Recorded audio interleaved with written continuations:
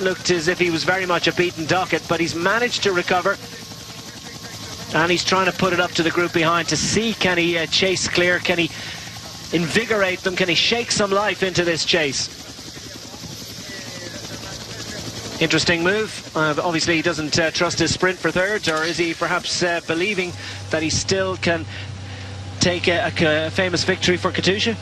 Well, I think Terpstra is going to be too strong for them, but you know, there's still the battle for the you know, the podium position, and you know, Katusha having two riders there, Beestrom probably the better of the two when it comes to a sprint, so Pollitt trying to do something for himself and help his team at the same time. Yeah, doing a pretty good job of it, he is too, and well, he's doing a good job for his own reputation as a coming man of international bike racing. Florian Seneschal that he finds on his wheels. So these two riders were clear earlier on, and for all the world you would have said that the strongest man in the bike race was Florian Seneschal. Perhaps he showed his cards a little bit too early. Yeah, he did look strong. Terpstra, all the pressure on. Ethics didn't have a good weekend in the Belgian Classics, and they came here with some strong riders to try and win, and Terpstra found himself in front on his own and double attacked Scott Thwaites. Maybe just, you can't call it down to inexperience, because I think it would have happened to anybody in that front group. Terpstra is just a beast when it comes to it, but he's only just round the corner. This race is not over. He knows the pressure's on, and Scott sees the Ethics car just in front of him. All it needs is a mistake in a corner or something like that, or Terpstra runs off the roads and Scott is back to him. He's just probably 300 metres up the road in front of him. Oh, it's fantastic resilience being displayed by Scott Thwaites. Look at that, they're coming up to this final section of Pavé very shortly indeed, and the nerves will be jangling ever so slightly for Terpstra. He glides across the Pavé like so few riders are capable of doing, but he too knows just how treacherous these cobblestones can be, and look at how his progress has been impeded by that road surface underneath his wheels. Suddenly goes to a much smaller gear in a desperate attempt to try and maintain some sort of momentum across these cobbles. It really is treacherous. They're uphill, the wind is still a factor, and of course there's virtually no grip there, and look at the way his elbows and upper arms are taking a pounding. Well, every muscle, every fibre of his being is receiving that with amplitude that we can't even begin to imagine. Scott Thwaites sees him ahead. He's fighting. And he's fighting, and what a fighting performance for the man from Yorkshire as he piles on the pressure on that big gear and drags that bike across the middle, the crown of the road. That's the place to be on the cobbles. And the way his body is moving around, it's amazing. He's able to keep the bike upright, but Thwaites powering along, distancing this group behind, and only Nicky Terpstra can prevent him from taking that victory in Samyn this afternoon. Unfortunately, well, Terpstra looks in good shape indeed. Fortunately for himself, though it has to be said.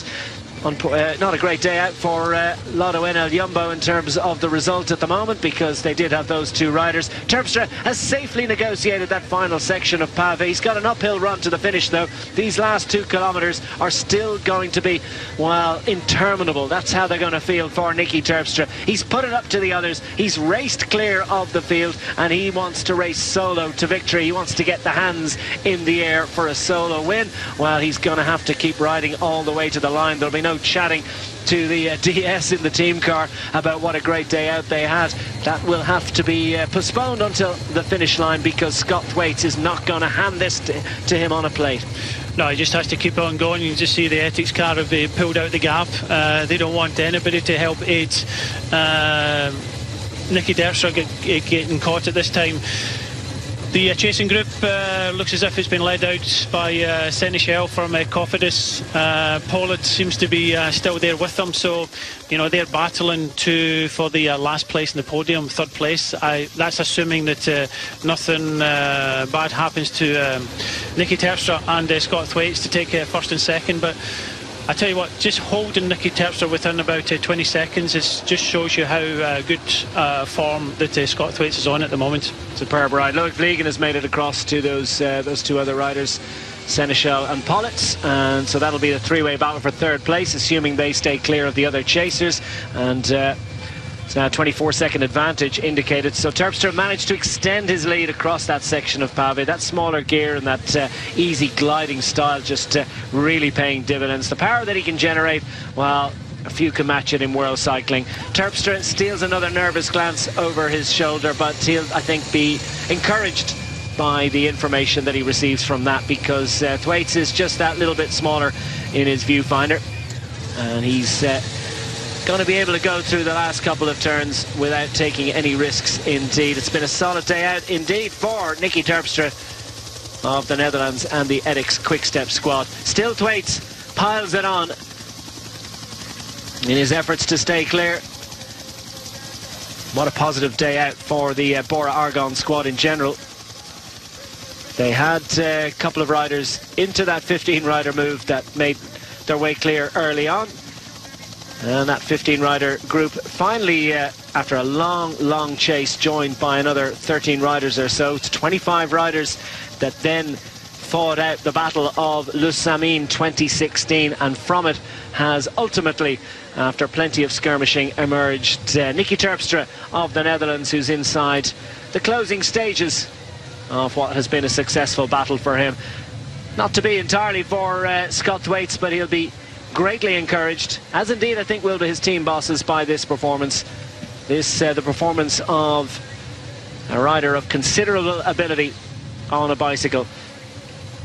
And finally, that rain jacket is open to reveal the national champions colours of the Netherlands. 3 times a national road race champion, and reigning for Nicky Terpstra. Speaking of rain, there's been plenty of that today in Wallonia. He sticks his tongue out. He is a relieved man indeed to see the finish line. And now he can finally stick his hands in the air, because Nicky Terpstra has taken the victory in Le Samyn for 2016 for the Netherlands, for Edix Quick-Step, and ultimately for himself. He bows his head as if to say that was a tough day out. But let's give it up for Scott Thwaites of Yorkshire, of Bora Argon, after what has been a wonderful performance. Just cut out by Terpstra that time. Disappointed he is at the moment, but I think on reflection, when he gets back to the team bus, he'll be pretty pleased about how that went. Politz is going for the line for the 3rd place. Seneschal looks like he's got a little bit more strength. Doesn't look like Vlegen's going to be able to challenge for that, so it's Seneschal,